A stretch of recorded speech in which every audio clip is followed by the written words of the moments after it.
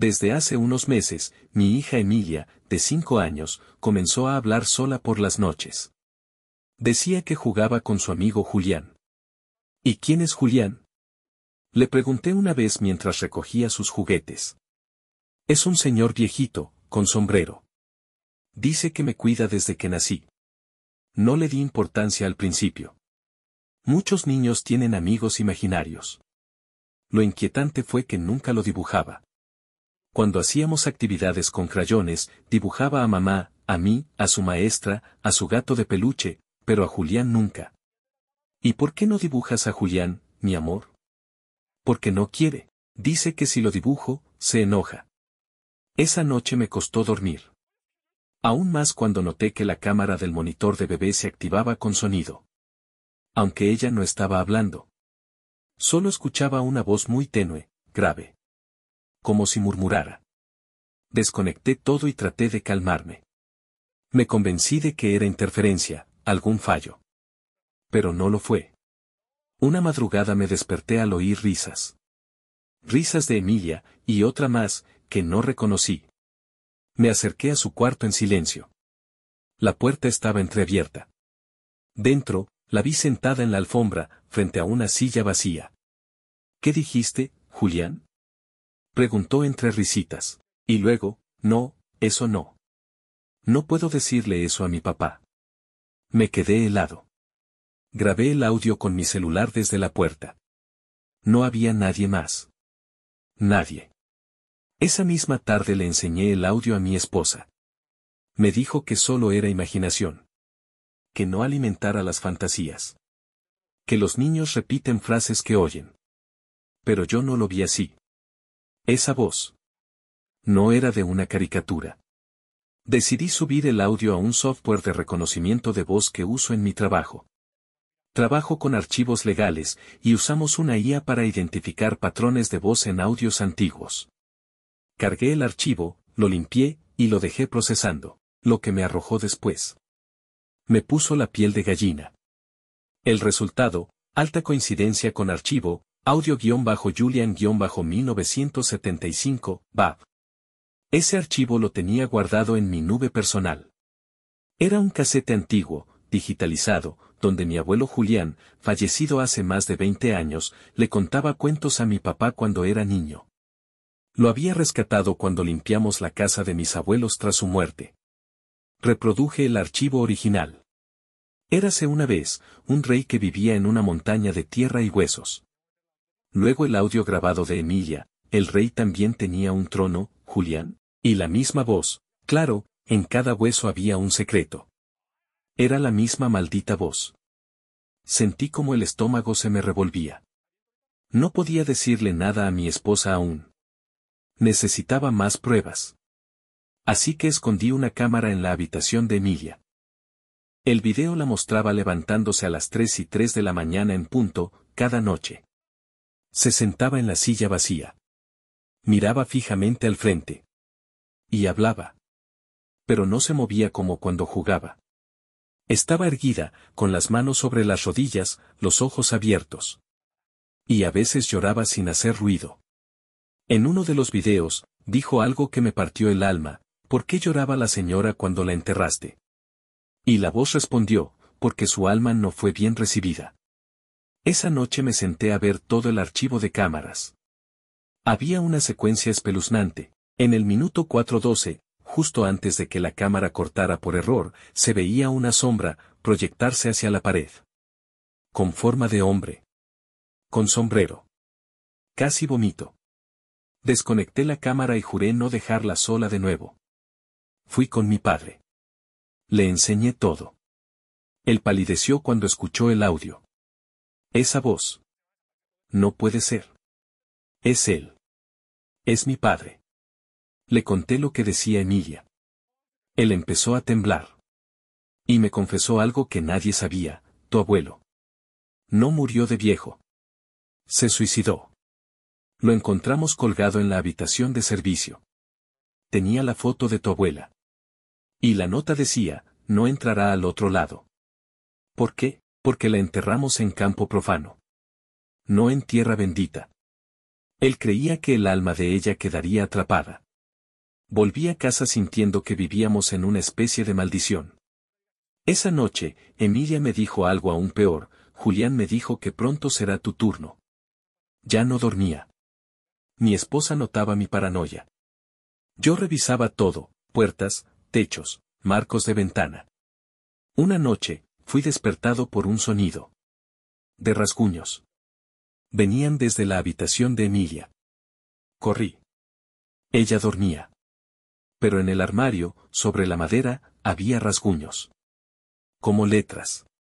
Como números: 23.5.03.37. Lo anoté. Lo investigué. Parecían coordenadas. Y lo eran. Apuntaban a un punto en el bosque de los alrededores. Un sitio que solía visitar de niño con mi abuelo. Al día siguiente, fui. Entre los árboles encontré un claro. Con un montículo cubierto de hojas secas. Había algo enterrado. Cavé con las manos. Encontré una caja metálica oxidada. Dentro, una muñeca, una fotografía de mi abuela vestida de blanco. Y un frasco con un líquido oscuro. Al fondo, una nota. Si el alma se pierde, que no se diluya. Llamé a mi padre. Me confesó lo impensable: tu abuelo creía que el alma de tu abuela había quedado atrapada en Emilia. Porque tú naciste el mismo día que ella murió. Y Emilia nació el mismo día que tu abuelo se quitó la vida. La sangre se me heló. ¿Era eso lo que hablaba a través de mi hija? ¿Un ciclo que se repetía? Decidí llevar a Emilia a una especialista. Psicóloga infantil. No le dije nada sobrenatural. Solo que hablaba con alguien y quería asegurarme que estuviera bien. Después de unas sesiones, la psicóloga me llamó. Necesito hablar con usted a solas. ¿Qué pasa? Su hija describe cosas que no pudo haber vivido. Recuerda detalles del funeral de su bisabuela. Describe la música, el vestido. Y algo más. ¿Qué? Dice que usted la encerró en una caja con tierra. Y que prometió no volverla a enterrar. Yo nunca. ¿Sabe lo que eso sugiere? ¿Qué? Memoria genética. O algo mucho más profundo. Intenté alejarme de todo. Le corté la electricidad a su cuarto. La hice dormir con nosotros. Pero entonces comenzó a hablar dormida. Grabé los murmullos. En uno de ellos, dijo mi nombre completo. Eduardo Martínez Garza. Tus promesas son como huesos en agua. Esa frase la había dicho mi abuelo una vez. Estaba grabada en su casete. El mismo tono. La misma cadencia. Todo esto me estaba quebrando. Decidí quemar la caja metálica. Lo grabé todo. Pero al ponerla en el fuego, escuché un chillido dentro del frasco. Como si alguien gritara. No abrí el frasco. Lo enterré lejos. Sellado. Pasaron semanas sin nada extraño.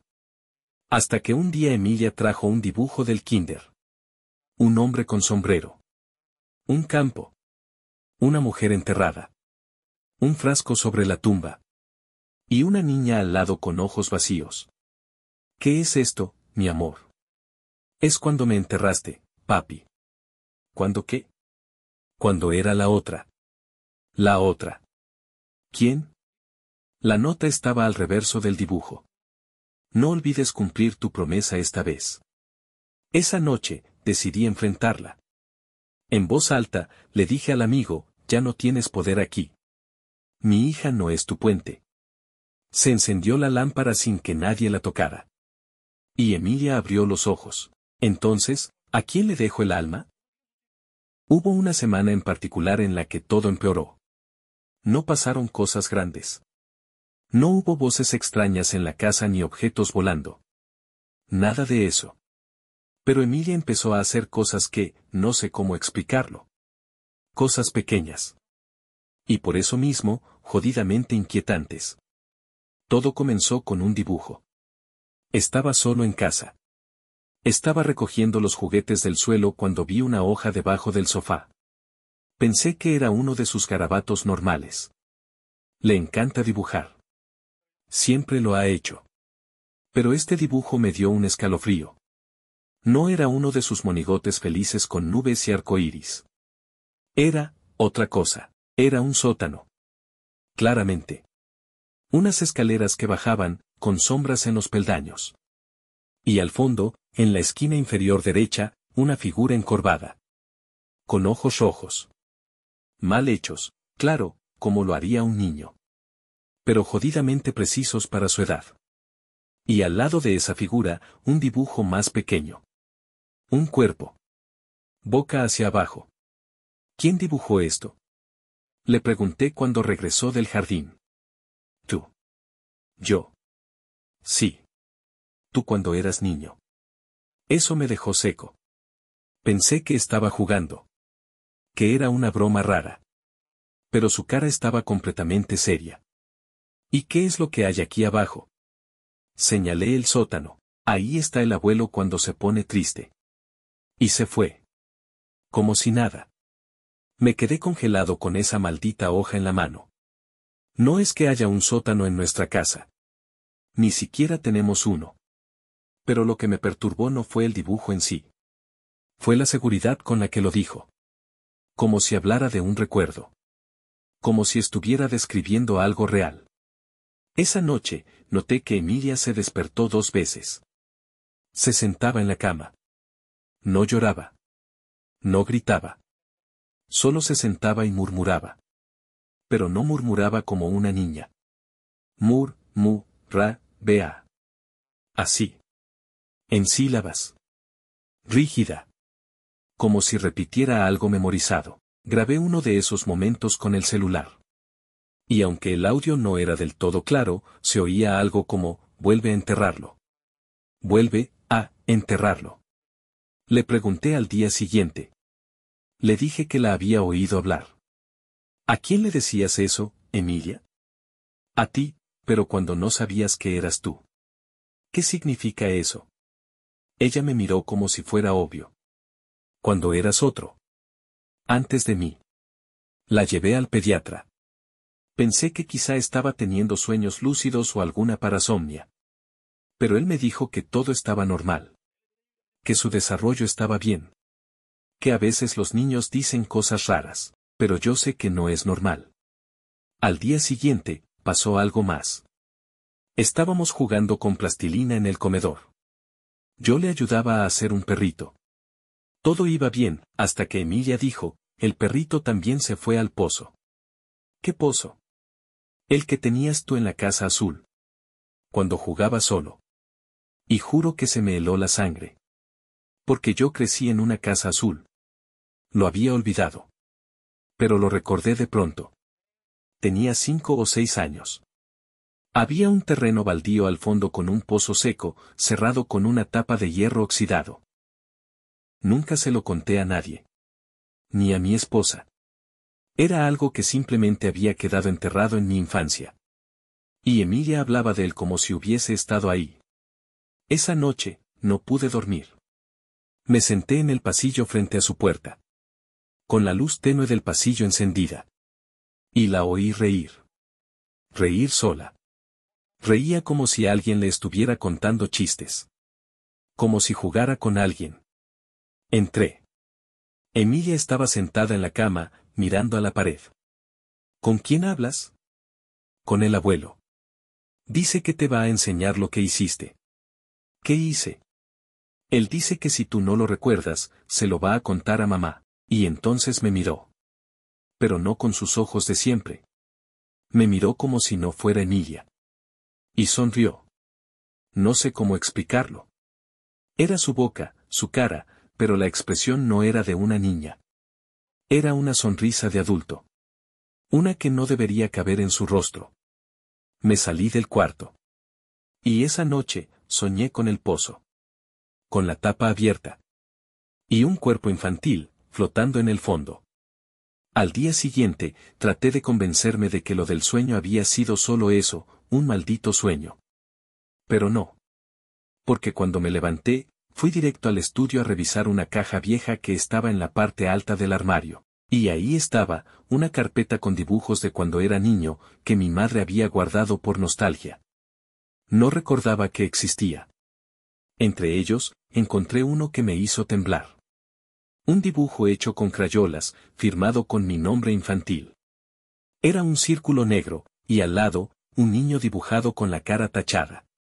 Sobre el dibujo había algo escrito con mi caligrafía de entonces, no contar que se cayó. No decir que lloró. Me tuve que sentar. Porque lo que sentí fue algo parecido a una revelación, como si esa frase, escrita con trazo tembloroso, viniera de un lugar profundo, del que no tenía memoria consciente. Me encerré en el baño, mirando ese dibujo durante media hora. Mi cabeza me decía que estaba exagerando. Que todos los niños dibujan cosas extrañas. Que no significaba nada. Pero mi estómago sabía otra cosa. Lo sabía. Más tarde, mientras mi esposa cocinaba y Emilia pintaba en la sala, me senté junto a ella para intentar hablar. Emilia, ¿puedo preguntarte algo? Sí, respondió sin mirarme, concentrada en su hoja. Ese dibujo que hiciste del sótano. ¿Lo soñaste? ¿O lo viste? Ella dejó de mover el crayón. Lo vi. ¿Cuándo? Cuando entramos a tu cuarto viejo. ¿Mi cuarto viejo? Sí. El de la casa azul. Con el espejo roto y la caja roja. Se me secó la garganta. Porque lo del espejo roto, era algo que pasó cuando tenía 6 años. Me caí y me golpeé la cara. Nunca conté cómo fue en realidad. Ni siquiera mis padres sabían bien. Les dije que tropecé. Pero ahora no estaba seguro de si tropecé, o si alguien me empujó. ¿Y qué había en la caja roja, Emilia? Tu diente. El que enterraste. No supe qué decir. Esa noche, le pregunté a mi madre, por teléfono, si alguna vez guardó alguno de mis dientes de leche. Me dijo que no. Que a lo mucho los tiraba después de que el ratón dejaba la moneda. Y entonces, esa noche, pasó lo peor. Estábamos dormidos. Yo me desperté a las 3:17 de la madrugada. Lo recuerdo exacto porque lo primero que hice fue ver el reloj. Tenía la boca seca, como si hubiese estado hablando dormido. Fui al baño. Cuando salí, noté que la puerta del cuarto de Emilia estaba entreabierta. Entré. Y ella no estaba en su cama. La luz del pasillo estaba apagada. Me asomé por la casa. La cocina, vacía. La sala, vacía. Y entonces la vi. Sentada en el suelo del pasillo. De espaldas. Frente a la pared. Y frente a ella, 3 vasos con agua. Uno grande y 2 pequeños. Todos llenos hasta el borde. ¿Emilia? No respondió. Me acerqué. ¿Qué estás haciendo? Esperando. ¿Esperando a quién? Al abuelo. Dijo que esta vez no va a hablarte. Que va a enseñarte. Me incliné para tomarla de los brazos, pero ella se giró de golpe. Y tenía sangre en la boca. ¿Qué pasó? Me arrodillé a revisarla. Pensé que se había lastimado. Abrió la mano. Tenía un diente de leche, pero no uno de los suyos. No era como los que se le han caído antes. Este estaba seco. Oscurecido. Como si llevara años fuera de una boca. ¿Dónde lo sacaste? Del cuarto. Donde tú lo enterraste. Ya lo encontró. Me levanté y me la llevé a la cocina con el corazón latiéndome como tambor. Y en la mañana, al revisar el pasillo. Los 3 vasos seguían ahí. Pero el agua estaba turbia. Como si hubieran dejado algo podrido dentro. Estoy escribiendo esto mientras Emilia duerme. Ya no quiero seguir ignorándolo. Hay algo que no cuadra, algo que me rebota en la cabeza desde que esto comenzó, porque ella sabe cosas que yo no recuerdo. ¿O será que sí las recuerdo, y me niego a aceptarlas? Emilia dibujó una caja roja. El pozo. El espejo roto. El cuarto azul. Y ese maldito diente. Todo apunta a una sola cosa, que yo enterré algo. Y que ahora, mi hija, lo está desenterrando. Nunca había creído en nada de eso. Ni en brujería, ni en energías, ni en espíritus que no descansan. Pero cuando vi el tercer vaso, el pequeño, el que Emilia dijo que era de él, con agua negra y un mosquito muerto flotando dentro, sentí que tenía que hacer algo. No por mí. Por ella. Una vecina del trabajo, Laura, la señora que hace limpieza nocturna, fue la que me dio el contacto. No lo vas a encontrar en internet, me dijo, bajando la voz mientras trapeaba el pasillo. No tiene número ni negocio. Solo atiende si vas tú directo y le pides ayuda bien. ¿Y tú cómo lo conociste? Cuando mi hijo tuvo pesadillas. Pero no eran pesadillas, soñaba cosas que no eran suyas. Cosas de su padre, que murió antes de que él naciera. El viejo lo ayudó. Me anotó una dirección con lápiz en la tapa de una caja de cartón. Callejón del Álamo número 43. Toca 3 veces y no hables hasta que él lo haga. Fui sin decirle nada a mi esposa. La dirección me llevó a una zona vieja del barrio. Una casa de piedra, casi derrumbada, con una cruz de madera sin pintar clavada en la puerta. Toqué 3 veces. Esperé. Nada. Toqué otra vez. La puerta se abrió sola. Adentro olía a incienso y a madera húmeda. El lugar no tenía muebles, salvo una silla rota, un altar de veladoras casi consumidas y una figura sentada al fondo, sin moverse. No supe si era una estatua o un hombre. Hasta que habló. ¿Cuál es tu culpa? Me paralicé. Yo, no vine por culpa. Vine por mi hija. Silencio. Luego, la figura se levantó. Era un hombre de más de 80 años. Delgado, encorvado, con los ojos tan hundidos que parecían 2 huecos. Se me acercó sin prisa. Los niños repiten lo que no se cierra, dijo. ¿Perdón? Tú dejaste algo abierto. Una historia que no acabó, un dolor que no lloraste. Y ella lo heredó. Pero, ¿qué puede saber ella? Tiene 5 años. Sabe lo que olvidaste. Y eso la enreda con los muertos. Me temblaban las manos. Saqué el celular y le mostré la grabación donde Emilia hablaba sola, con la voz de mi abuelo repitiéndose. El curandero no se sorprendió. Solo preguntó, ¿quién murió sin despedirse? No supe qué decir. ¿Quién se fue dejándote preguntas? ¿Quién te cuidaba cuando no había nadie más? Entonces, sin aviso, me tomó de la muñeca.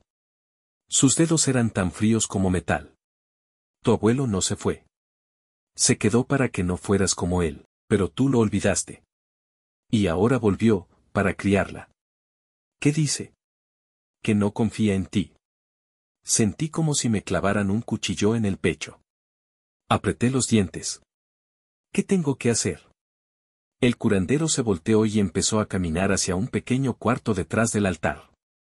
Tienes que llevarme algo que él dejó. Algo que te haya marcado. Y a ella. Tienen que volver juntos, con el diente. ¿Y eso servirá? No. Solo abrirá la puerta. El resto depende de si él todavía te quiere. Esa noche me senté en la cama de Emilia. La observé dormir, abrazada a su muñeco, con la cara tranquila, y por primera vez en años, lloré. Porque entendí algo. Mi hija no está inventando nada. Solo está repitiendo lo que yo negué toda mi vida. Emilia despertó esa mañana sin decir una palabra. Solo me abrazó. Y mientras la tenía pegada al pecho, supe que no podía esperar más. Le pedí a Julia que me dejara llevarla a desayunar. No discutió. Ya nos había visto a los dos más unidos desde lo del diente. En el camino, Emilia no preguntó a dónde íbamos. Iba tranquila, como si supiera que era necesario. Como si alguien se lo hubiera dicho. Llegamos a la casona del Callejón del Álamo. La puerta estaba entreabierta. Adentro, el curandero ya nos esperaba, con un cuenco humeante y 3 velas encendidas. ¿Trajeron el objeto? Le extendí un sobre amarillo. Dentro, un llavero oxidado en forma de cuchillo. Era lo único que conservaba de mi abuelo. Él me lo dio cuando cumplí 10 años. Para que te defiendas de los cobardes, me dijo aquella vez. Y también, llevamos el diente. El pequeño molar blanco estaba dentro de un frasquito transparente que habíamos encontrado la mañana anterior, junto al vaso con agua. Lo entregué temblando. El curandero tomó ambas cosas y las colocó en el centro del altar, mientras murmuraba algo en un idioma que no reconocí. Entonces me miró. Pasa con ella. Siéntense frente al fuego. No hablen. Él vendrá si quiere. Me arrodillé con Emilia entre las piernas y en completo silencio, la envolví en una manta mientras las velas parpadeaban como si algo se acercara. El cuarto se volvió frío. Y entonces, lo escuchamos. Una voz. Rota. Ronca. Como si saliera de una garganta que ya no tenía cuerpo. Te dije que no era para ti. Cerré los ojos. Emilia se estremeció, pero no gritó. Yo sí. ¿Por qué a ella? Es solo una niña. Porque tú olvidaste quién eras. Ella no. Ella me recuerda. No puedes usarla para vivir otra vez. No es tuya. Silencio.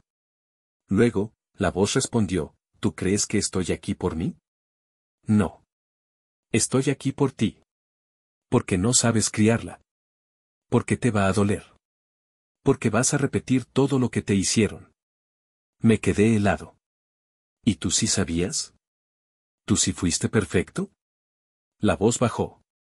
No. Pero yo no tuve a nadie. Tú sí. Y me olvidaste igual. Entonces lo entendí. No era un castigo. Era un aviso. Mi abuelo no estaba poseyendo a mi hija. Estaba previniéndola, guiándola a través de lo que yo no había tenido valor de enfrentar, mi propia herencia emocional. Mis traumas. Mis vacíos. Mis silencios. Los que estaba repitiendo con ella. Me arrodillé frente al altar. Tomé el llavero y el diente, aún tibios. Y le hablé al fuego. No quiero repetir la historia. Enséñame cómo detenerla. La llama parpadeó. Y entonces Emilia me abrazó más fuerte que nunca. Susurró, dice que ahora sí puedes cuidarme. Salimos del callejón al mediodía. El aire era otro. Esa noche, por primera vez en semanas, no hubo vasos en la puerta. Y Emilia durmió, sin hablar con nadie más. Al día siguiente, encontré entre sus dibujos uno nuevo. Una figura alta, de espaldas, con un sombrero viejo y una mano en alto. Y al lado, escrito con lápiz, gracias, bisabo. Después de aquella última noche en el callejón del Álamo, Emilia volvió a ser una niña. O al menos, eso creímos. Su mirada recuperó brillo. Dormía bien. Jugaba. Volvió a pedir cereal con leche sin revisar si había alguien más en la mesa. Ya no hablaba sola. Ni cantaba esa maldita canción de cuna. Hasta los dibujos cambiaron. Colores vivos. Figuras con sonrisas. Nada de ojos flotantes ni hombres sin cuello. Yo quise creer que todo estaba superado, que el amigo imaginario era una etapa. Que la voz del abuelo no volvería. Que lo que pasó en el callejón fue un desahogo espiritual necesario. Como si el trauma se hubiera exorcizado. Pero me equivoqué. Otra vez. La calma duró exactamente 13 días. El lunes por la mañana, recibí una llamada del colegio. Emilia se había encerrado en el baño y no quería salir. Lloraba. Se tapaba los oídos. Gritaba que no lo quería ver. Cuando llegué, la encontré aferrada al lavamanos, empapada en sudor. Temblaba. Papá, está afuera, dijo, sin mirarme.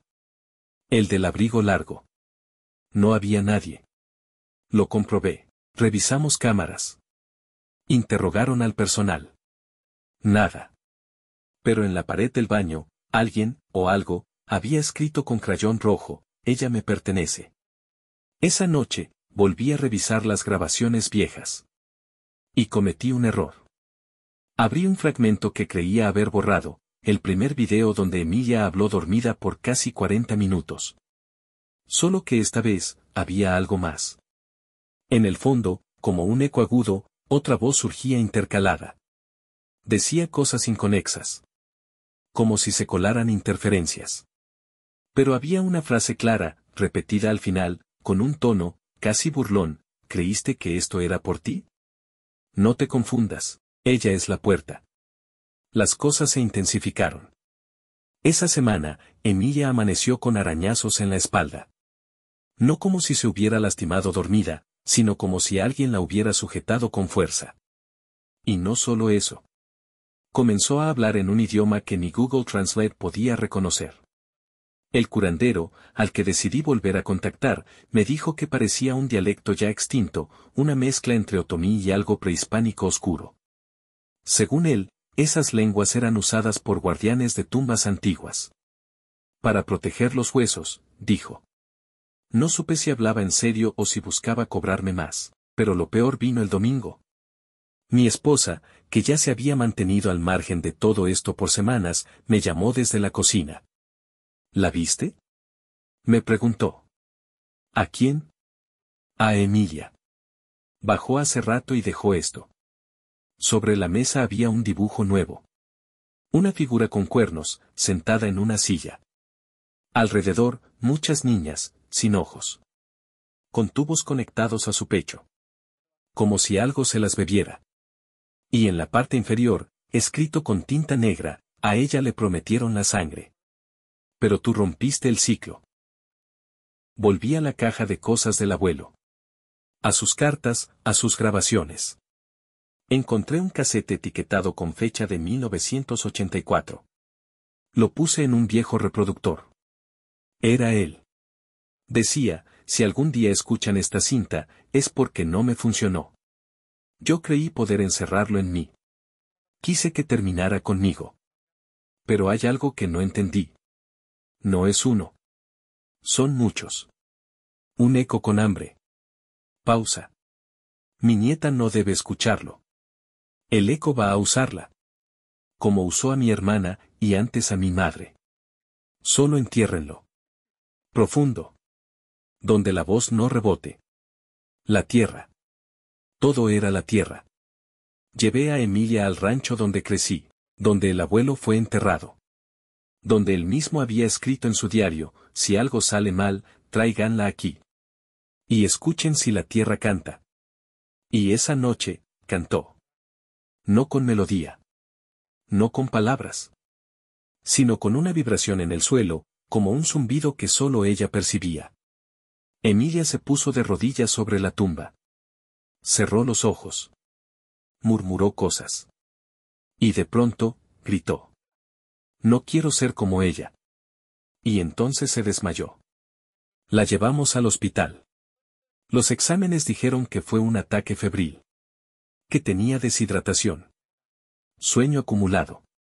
Pero yo sé que fue otra cosa, porque mientras la subían a la camilla, vi su mano aferrada a un puñado de tierra.